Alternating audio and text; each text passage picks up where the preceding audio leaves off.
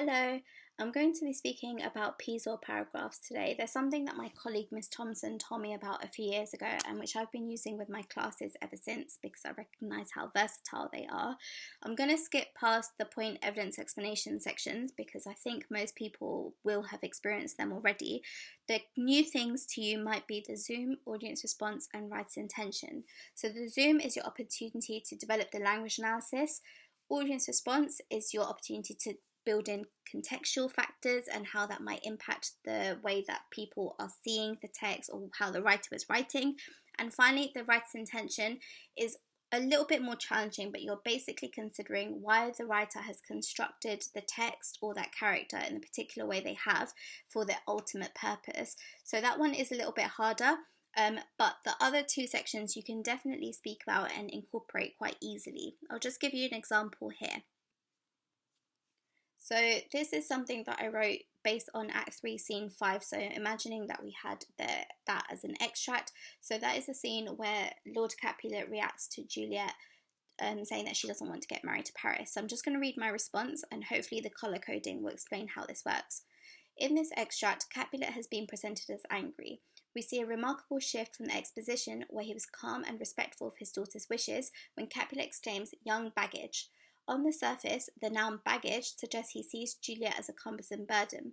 However, the adjective young also highlights Capulet is most offended by Juliet specifically being young and disobeying him than disobeying him at all. In depicting Capulet as volatile, not only do we see how this view began, but the audience's sympathy for the protagonist develops.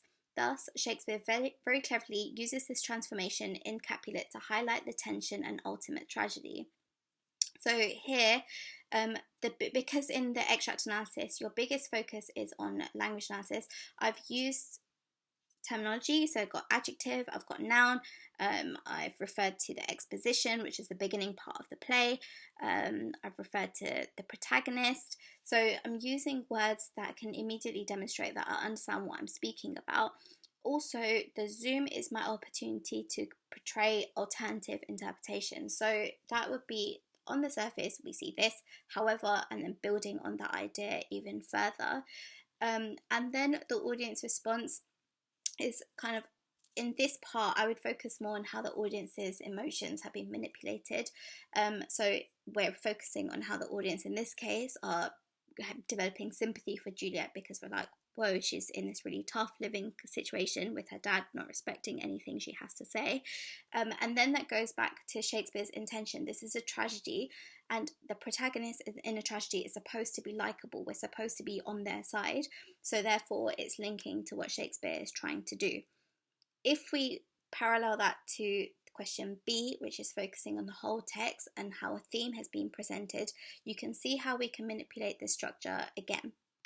For this one, I just want you to imagine that I'm writing about halfway through the essay on the theme of power. Power has once again been portrayed as superficial in Act 3, Scene 5. Capulet exclaims young baggage when Juliet refuses to marry Paris. By referring to Juliet as baggage, it suggests that Capulet sees Juliet as a cumbersome burden, arguably because she is a female living in a patriarchal society. However, the adjective young also highlights Capulet as most offended by Juliet specifically being young and disobeying him than disobeying him at all. Elizabethans, particularly upper-class girls, were expected to abide by the great chain of being by following their parents' wishes. Thus, the original audience would likely have understood the patriarch's anger. Nevertheless, in orchestrating a very hyperbolic reaction, Shakespeare immediately demonstrates how transient power really is because Capulet seems immediately threatened by a rebellious 13-year-old. So this one is once again matching up the requirements of the mark scheme because I've really stretched out the audience response and writer's intention section because they are referring to the context and to my argument, so building in a critical style. I have reduced my language analysis as well in that section. So just bear that in mind when you're doing this, that it's really important to modify based on what the mark scheme is asking you to do. And that links to my final points.